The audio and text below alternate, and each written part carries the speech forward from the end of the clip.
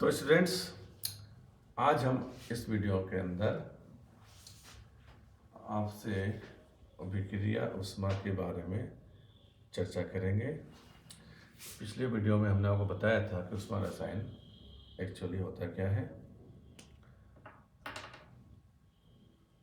तो इसके अंतर्गत आज हम अभिक्रिया ऊष्मा के बारे में समझेंगे कि अभिक्रिया ऊष्मा क्या होता है, कौन कौन से ऐसे कारक हैं जो अभिक्रिया ऊष्मा को प्रभावित करते हैं, कितने प्रकार के कैसे कैसे किस फॉर्म में होते हैं, इन सब की जानकारी आज हम आपको देंगे। तो सबसे पहले हम देखते हैं कि अभिक्रिया ऊष्मा क्या होता है। ठीक है, तो शुरू करते हैं हम अभिक्रिया ऊष्मा। बहुत ही इंपॉर्टेंट है ये।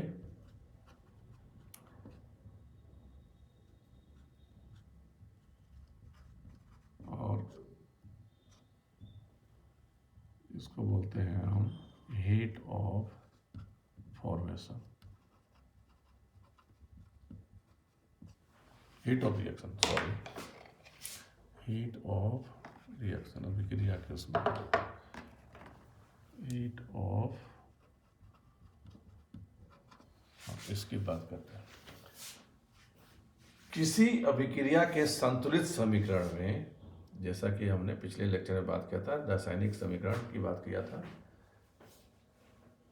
तो किसी अभिक्रिया के संतुलित रासायनिक समीकरण में प्रदर्शित क्रिया कारकों की मोलर मात्राओं के पूर्ण रूप से क्रिया करने में तंत्र में जो एंथैल्पी परिवर्तन होता है उसे अभिक्रिया ऊष्मा या अभिक्रिया की एंथैल्पी कहते हैं। ठीक है, वापस से सुन ले एक बार कि किसी भी संतुलित रासायनिक समीकरण द्वारा व्यक्त क्रिया कारकों के मोलों की संख्या के पूर्णतः अभिकृत होने पर पूर्ण ऊष्मा या एंथैल्पी में परिवर्तन अभिक्रिया ऊष्मा कहलाता है। ठीक है, तो जितने भी हम मोल रिएक्टेंट के लेते हैं, अगर वो पूर्ण तरह से अभिकृत होकर उत्पाद बना देता है तो इस दौरान जो भी ऊष्मा में परिवर्तन हो रहा है या एंथैल्पी में परिवर्तन हो रहा है उसे अभिक्रिया ऊष्मा कहते हैं। ओके, अब यहाँ हम बात करते हैं कि चूंकि अभिक्रियाएं कई प्रकार की होती हैं। फॉर एग्जाम्पल, यदि किसी अभिक्रिया में किसी यौगिक का दहन हो रहा है तो उसे हम क्या कहेंगे, किसी का तनुकरण हो रहा है तो हम उसको क्या करेंगे। तो इस पर डिपेंड करता है। तो किसी भी अभिक्रिया ऊष्मा को प्रदर्शित करते समय हमें यह ध्यान रखना होगा कि अभिक्रिया जो हो रही है वो किस प्रकार से संपन्न हो रही है। एग्जाम्पल के तौर पर भी आपको समझा देता हूँ। जैसे यदि किसी अभिक्रिया में किसी तत्व या यौगिक का दहन हो रहा हो तो उस अभिक्रिया ऊष्मा को दहन की ऊष्मा कहेंगे। ठीक है, तो किसी यौगिक का यदि दहन हो रहा हो तो उसको हम बोलते हैं दहन ऊष्मा। राइट, इसको बोलते हैं heat of combustion, heat of combustion. इसी प्रकार यदि किसी विलयन का तनुकरण हो रहा हो, तनुकरण का मतलब उसको हम डाइल्यूट कर रहे हैं और विलयन मिला रहे हैं, तो उत्पन्न ऊष्मा को तनुकरण की ऊष्मा कहेंगे। कि किसी भी सांद्र विलयन के अंदर, किसी भी सांद्र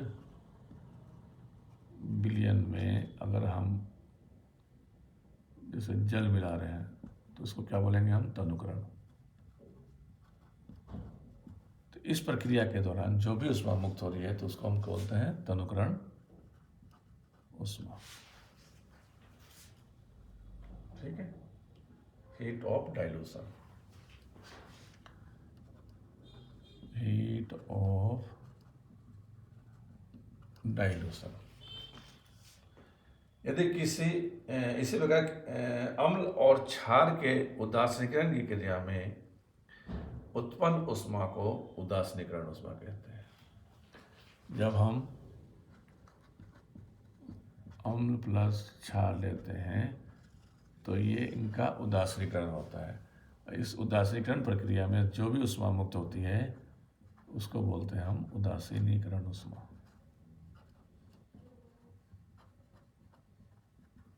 हीट ऑफ न्यूट्रलाइजेशन।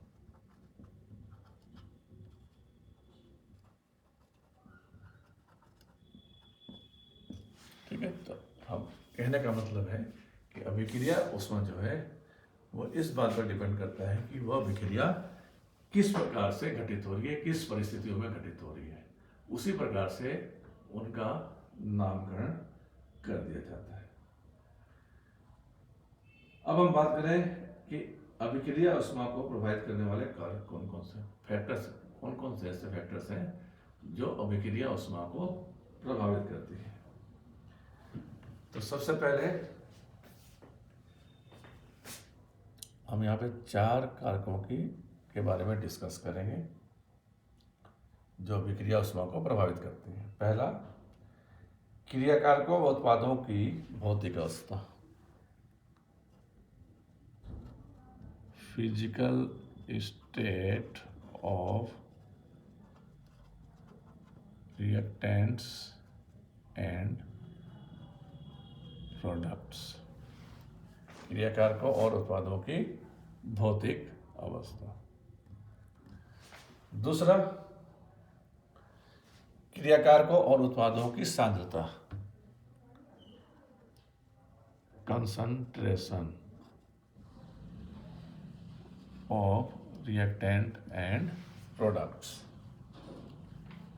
इनकी सांद्रता क्या क्या होती है, इसमें भी अभिक्रिया ऊष्मा प्रभावित होती है। थर्ड, हम बात करते हैं दाब और आयतन का प्रभाव,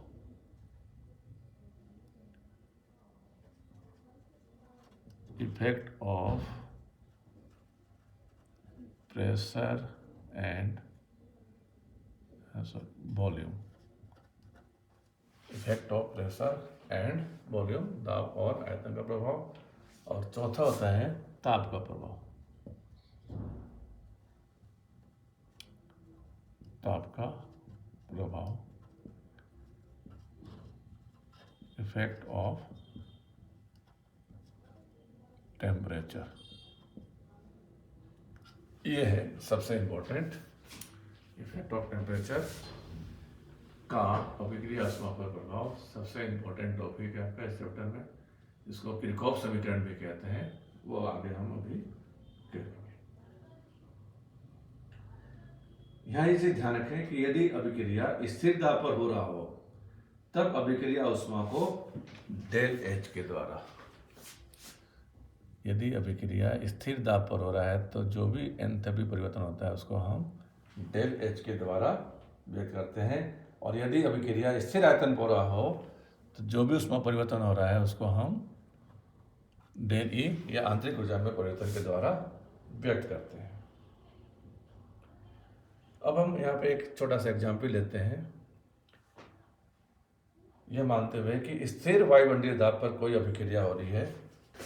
मान लीजिए कि यह अभिक्रिया हो रही है आपकी N1A प्लस N2B, इससे जो उत्पाद बनता है आपका वो बन रहा है आपका M1C प्लस M2D।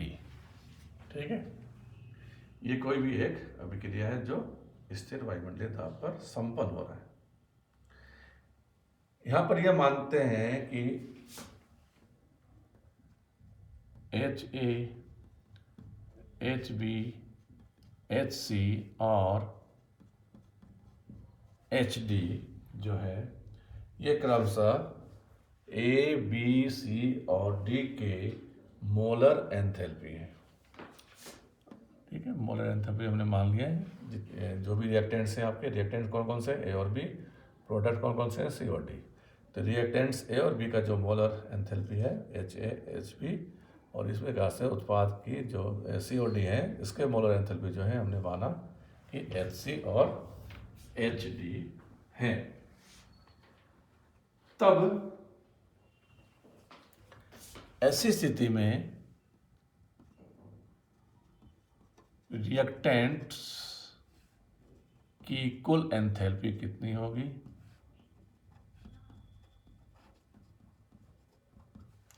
और इस स्थिति में प्रोडक्ट्स की कुल एंथैल्पी क्या होगी।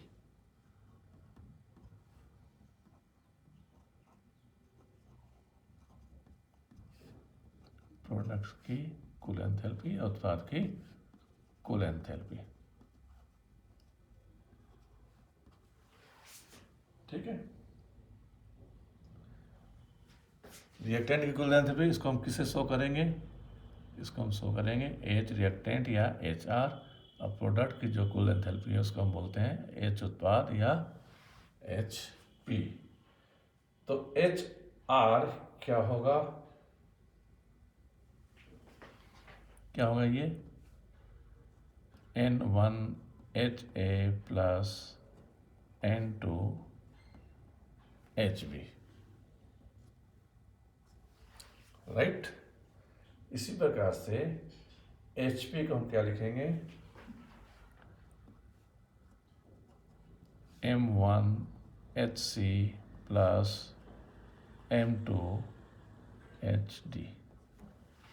ठीक है,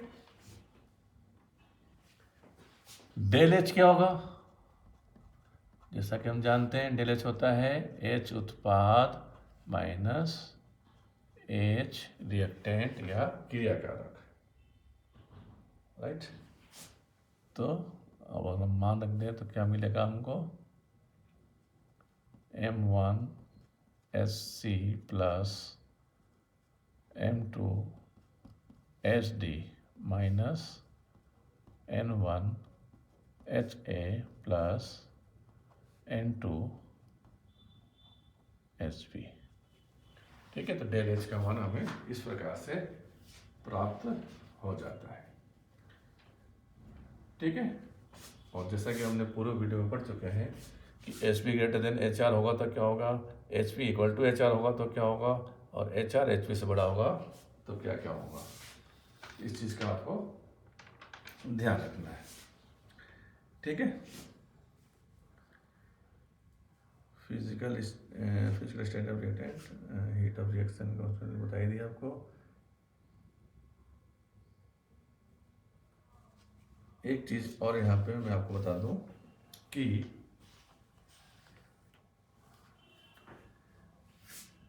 यदि क्रियाकारक और उत्पाद ठोस या द्रव अवस्था में है तब आयतन परिवर्तन को हम नगण्य मान सकते हैं। डेल भी एक्स को हम उपेक्षित कर सकते हैं, नगण्य मान सकते हैं। कब मानेंगे हम, जब क्रियाकारक और उत्पाद ठोस या द्रव अवस्था में है। जैसे कि हम बात कर रहे हैं आपसे effect of pressure and volume की, उस स्थिति में, और ऐसी स्थिति में डेल एच जो है वो डेल ई के बराबर हो जाएगा, क्योंकि हम जानते हैं कि del H is equal to del E plus P del V. अगर इसको हम उपेक्षणीय मानते हैं तो डेल एच और डेल ई बराबर हो जाता है। लेकिन तंत्र में एक या अधिक गैसीय अवस्था में पदार्थ मौजूद हो तब माना कि गैसीय क्रियाकारक के NR, एक मिनट पहले मैं थोड़ा सा मिटा लूँ,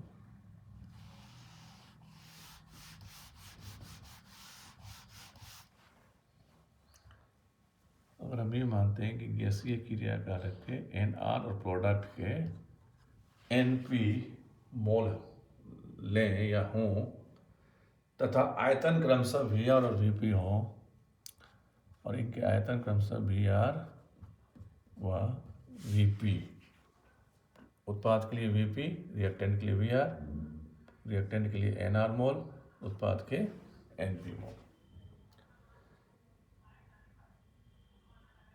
और यदि हम रिएक्शंस को, जो अभिक्रिया है, वो स्थिर दाब तथा T ताप पर करें, तो हम जानते हैं कि P डेल V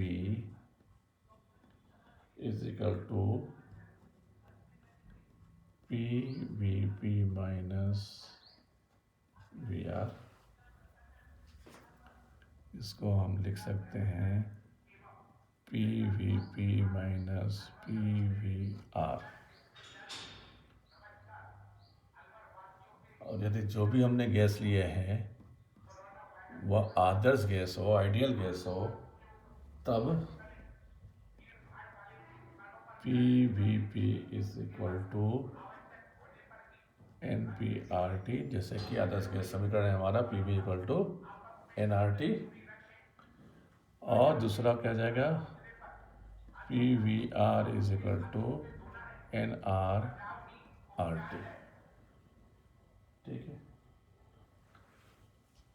ये इक्वेशन ले लें हम, एक को ले लें 2 नंबर और इसको ले लें यदि हम 3 नंबर, तो उपरोक्त तीनों समीकरणों 1, 2 और 3 का उपयोग करें तो हमें प्राप्त हो जाएगा P del V is equal to NPRT minus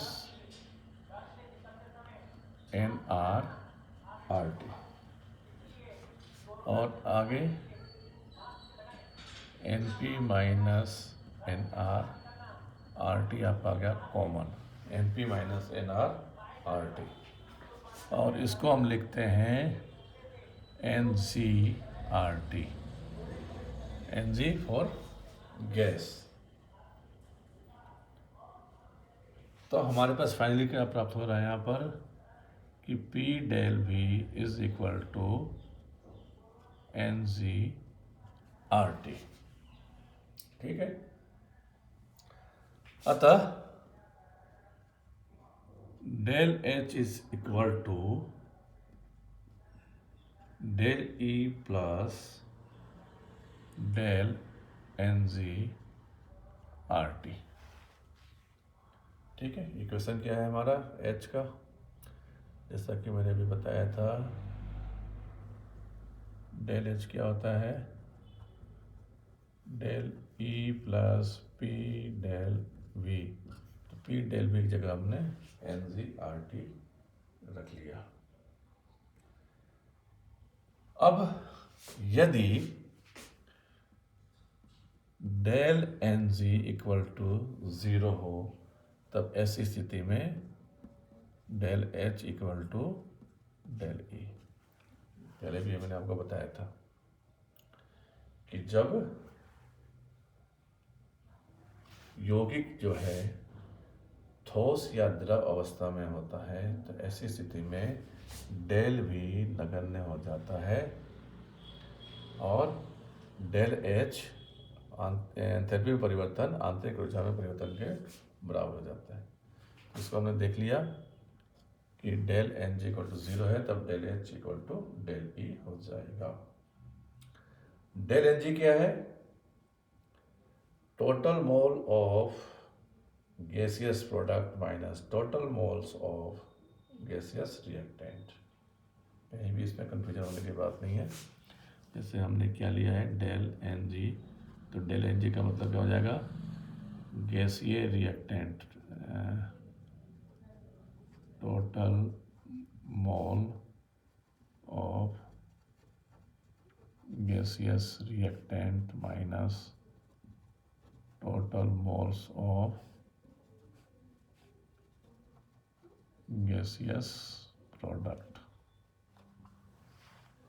right, इसको क्या बोलते हैं हम NR, और इसको बोलते हैं हम NP।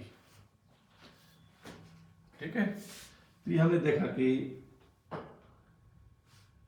स्थिर आयतन और स्थिर दाब पर अभिक्रिया ऊष्मा को हम किस प्रकार से व्यक्त करते हैं। तो स्टूडेंट्स, आज के लिए इतना ही। नेक्स्ट वीडियो में हम जो इसका सबसे इम्पोर्टेंट टॉपिक है अभिक्रिया ऊष्मा पर ताप का प्रभाव, उसके बारे में चर्चा करेंगे।